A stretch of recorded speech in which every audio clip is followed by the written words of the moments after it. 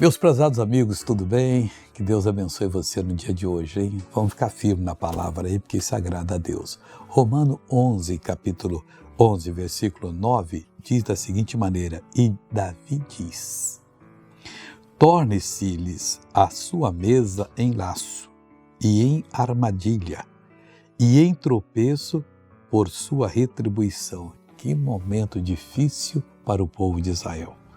Nós temos que saber que não basta a gente pertencer a uma boa igreja, não basta a nossa família ser reputada como uma boa família, ou nós mesmos. O que importa é a nossa relação com Deus, porque se você vai se distanciando, você, apesar de ser de Deus, amanhã pode estar em curso nessas maldições que Davi falou. A sua mesa ser por laço. Como é que pode uma coisa dessa? E que mais?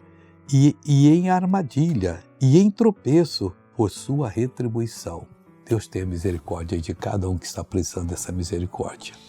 Veja essa pessoa abençoada, eu já volto. Era este braço aqui. Eu não levantava ele nunca. Por quê? Nunca? Desde os 42 anos que tinha reumatismo.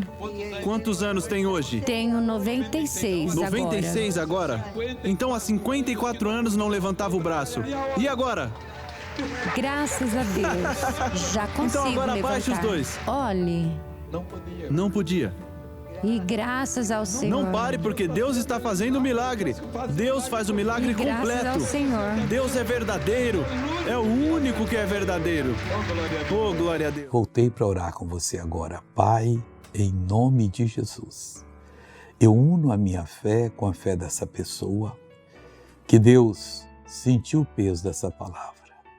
Pai, liberta essa pessoa, libere essa pessoa, coloque ela em liberdade, em nome de Jesus.